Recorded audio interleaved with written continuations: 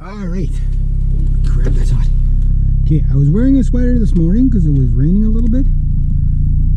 Got the dirt done, got the beds turned. Pine cone. We stayed clear of the pine cone, got that one turned. I had to move the freaking boat to get that tarp out. That wasn't fun. Oh my god. It was like cold this morning, or cool. Not cold, better watch out. We coming? Glad I trimmed that thing up so you can see me coming out of here. And that boat is in an awkward spot to move. I had to lift it up around the tree. But anyway, yeah, so it's freezing this morning. Not freezing, but cold this morning. And crazy hot right now, but only got about 2.5 hours left. So I started about half an hour late today because of the rain. And I had to deal with my chickens and stuff. Plus I had to go get my provisions and talk about my old band Syndicate.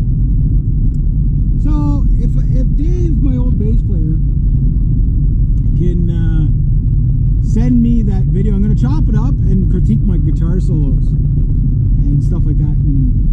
But you know, I'm thinking about like the songwriting that we did and all that, and just like how unique it was for its time. Like not completely, like, I mean, it's a metal band, so I mean you've heard it before. Oh, I saw that guy over there. Doggies. The big golden retriever there. It's like my favorite dog. It's the happiest looking dog. Yeah. And anyway, you fly, but oh jeez, got a bit good there. Took a chunk out of me. When you listen to the chord progressions of some of the songs from that night, that fateful night,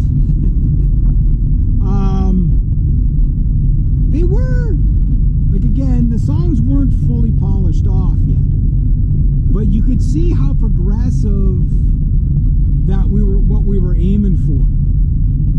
And I noticed, like, like in 2019, I wanted to break away from not the rhythm styles that I was doing. I still like those rhythm styles.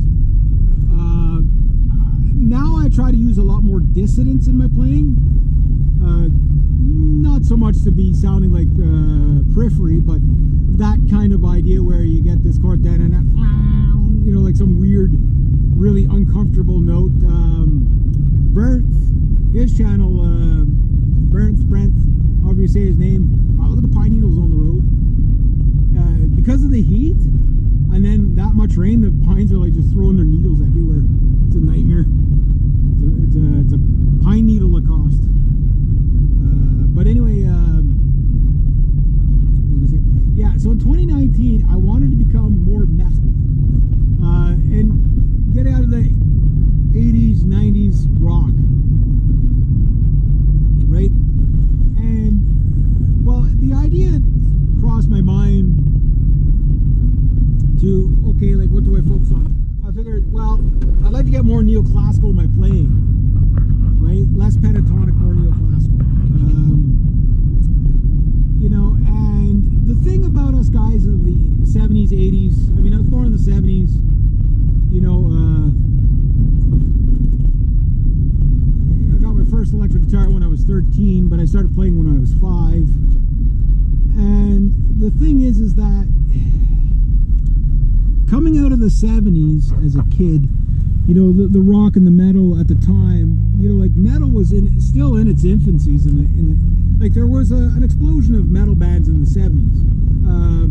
Late 60s, it was Black Sabbath being the grandfather and Led Zeppelin.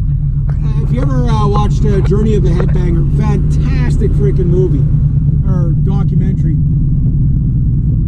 And anyway, argumentatively, you could say, I'm sure there was rare obscure bands that nobody's ever heard of, but bands that you did hear of was like Led Zeppelin. I think Led Zeppelin probably led more to the glam rock and stuff like that further on. And then, of course, the black metal, the death metal, all that stuff, the thrash metal, that would have probably been, you know, grandfathered by Black Sabbath. Black Sabbath was the first real metal band, in my opinion.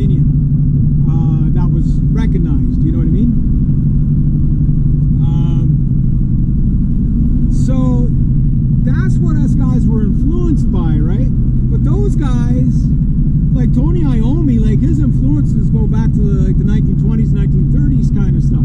That's what those guys grew up with. Like they grew up with, like Buddy Guy and B.B. King and Robert Johnson and stuff like that. So those guys, although they went metal, their origins would be out of blues.